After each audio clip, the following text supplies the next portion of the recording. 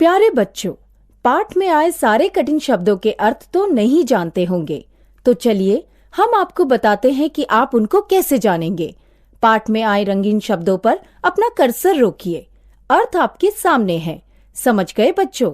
चलिए अब पाठ पढ़ते हैं। खेल और खेल कूद। प्रस्तावना। खेल शब्द से हमारा तात्पर्य क्या है? छोटे बच्चे किलकारियां करते हुए एक दूसरे के पीछे भागते हैं, वह भी खेल है। विश्व की सबसे अच्छी 16 टीमें फुटबॉल या क्रिकेट में विश्व कप के लिए एक दूसरे से जी जान से लड़ती हैं, वह भी खेल है। छोटे बच्चे गोटियां लेकर सांप सीढ़ी का खेल खेलते हैं। दूसरी ओर विश्वनाथ आनंद जैसे शतरंज के महान खिलाड़ी सबको हराकर विश्व कप जीतते हैं। हम कहाँ खेलते हैं?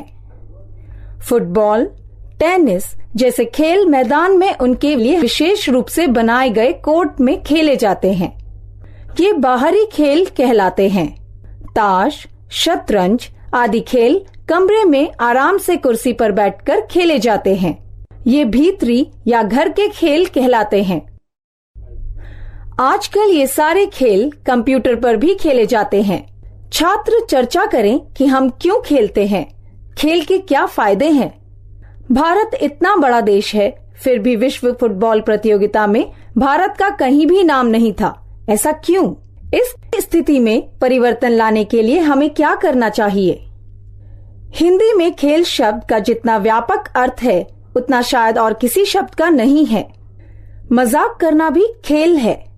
हम लोगों से कहते हैं सच्ची बात बताओ, खेल मत करो। चालाकी भी खेल है। इसी अर्थ में चालाक आदमी खिलाड़ी है। हमने प्रस्तावना में देखा कि खेल बहुत तरह के हैं। खेलों की बात करने से पहले हम देखना चाहेंगे कि खेल और खेल कूद में क्या अंतर है। खेल शब्द का प्रयोग हम अंग्रेजी गेम के अर्थ में करते हैं, जिसमें फुटबॉल, हॉकी, क्रिकेट आदि शामिल हैं। इन खेलों में आमतौर पर 2 टीमें होती हैं। दूसरी टीम में बेहतर उपलब्धि करना हर टीम का लक्ष्य है। इस तरह प्रतियोगिता की भावना खेलों का मूल आधार है। टेनिस, बैडमिंटन जैसे खेल टीम के खेल हैं, फिर भी इन्हें 2 अकेले व्यक्ति भी खेल सकते हैं। यहाँ भी प्रतियोगिता की भावना काम करती है। जो जल्दी लक्ष्य तक पहुँचता है वे जीतता है और दूसरा व्यक्ति हारता है। 2 बराबर के खिलाड़ी हो या 2 बराबर की टीमें हो, उनमें से एक ही जीत सकता है और दूसरे को हारना पड़ता है। लेकिन हमेशा एक की ही जीत नहीं होती। हर टीम की कभी जीत होती है तो कभी हार। इस कारण जीतने वाले को घमंड नहीं करना चाहिए, न हारने वाले को हिम्मत हारनी चाहिए। इसी को हम खेल भावना कहते हैं। खेल भावना हमें यही सिखाती है कि हारने पर हम दुखी ना हो, बल्कि यह सोचें कि मेहनत करें तो अगली बार अवश्य जीतेंगे। खेल भावना का यह भी तात्पर्य है कि खेलना ही हमारा कर्तव्य है और हमें हार जीत की कभी चिंता नहीं करनी चाहिए। हमें सोचना चाहिए कि आज नहीं तो कल मैं जीतने वाला हूँ। छोटी मोटी हार से हमें कभी प्रभावित नहीं होना चाहिए। अब हम खेल कूद शब्द का अर्थ जानना चाहेंगे। इस शब्द का अंग्रेजी प्राय है स्पोर्ट्स। खेल कूद ज्यादातर व्यक्तिगत हैं, लेकिन इनमें भी टीमें बनती हैं। दौड़ की बात करें, 100 मीटर की दौड़ हो या 1 मील की, कई लोग दौड़ते हैं और जो सबसे पहले पूरी दूरी तय करता है विजेता माना जाता है। लेकिन रिले दौड़ में 4 लोगों की टीम बनती है और जीत टीम की मानी जाती है। खेल कूद में विविध प्रकार की प्रतियोगिताएं शामिल हैं। ये प्रतियोगिताएं पुरुषों और स्त्रियों के लिए अलग अलग हैं। ये हैं दौड़, कूद, तैराकी, फेंक और बल परीक्षा के खेल।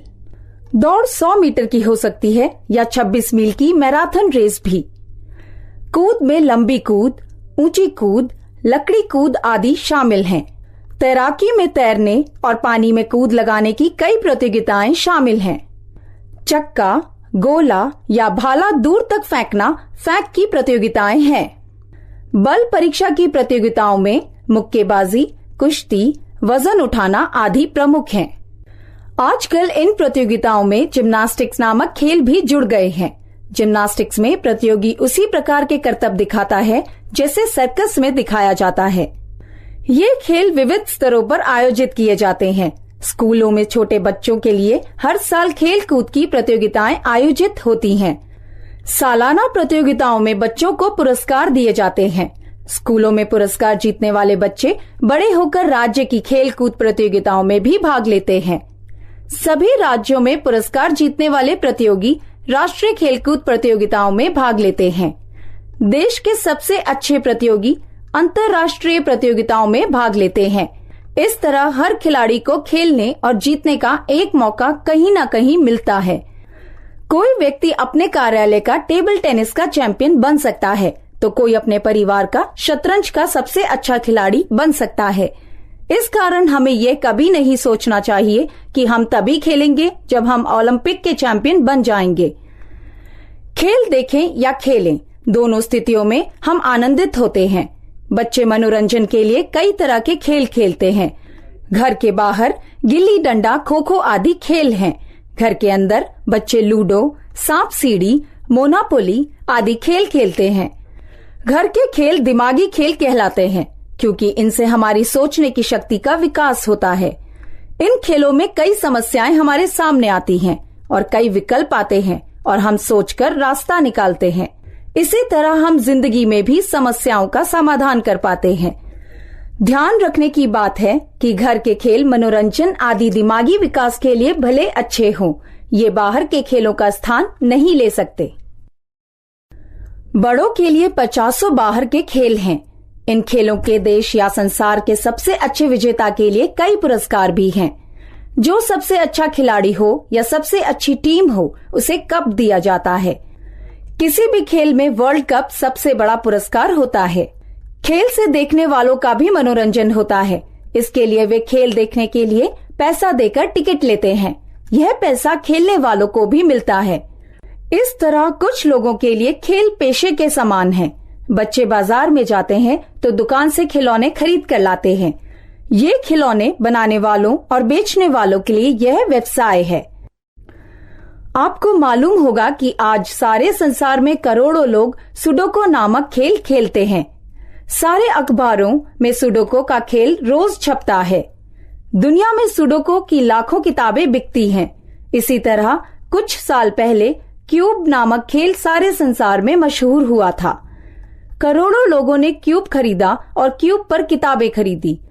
अंदाजा लगाओ कि किस तरह हर देश में लाखों लोगों ने लाभ कमाया होगा। खेल सिर्फ मनोरंजन के लिए नहीं है, इससे शरीर भी स्वस्थ रहता है। इसी कारण स्कूलों में बच्चों के लिए खेलों और खेल कूद का समय होता है। इसका मतलब यह है कि बच्चों के लिए शिक्षा जितनी आवश्यक है, उतने ही खेल भी आवश्यक हैं। शिक्षा से दिमाग का विकास होता है और खेलों से शरीर का।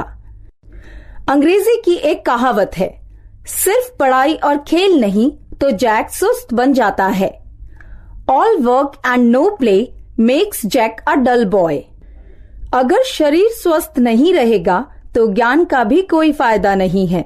बीमार आदमी का किसी काम में मन ही नहीं लगता। इस कहावत को हम उल्टें तो भी अर्थ यही होगा।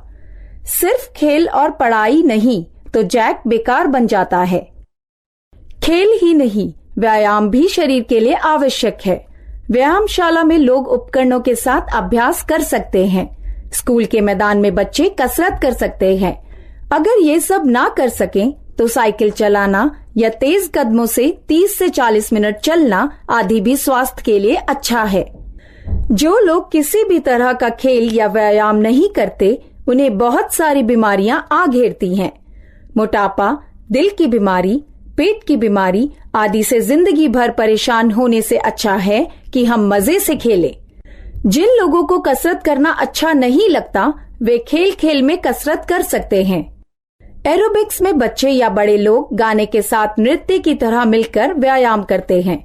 इसमें उन्हें व्यायाम का फायदा भी मिलता है और खेल की तरह आनंद भी। आजकल पूरे विश्व में योग के अभ्यास और योग के आसनों का बहुत प्रचलन है। योग खेल कूद की तरह स्वास्थ्य के लिए अच्छा है। एरोबिक्स की तरह उसमें आनंद है और प्राणायाम मन को शांति देते हैं। इसी कारण योग के अभ्यास की लोकप्रियता बढ़ रही है।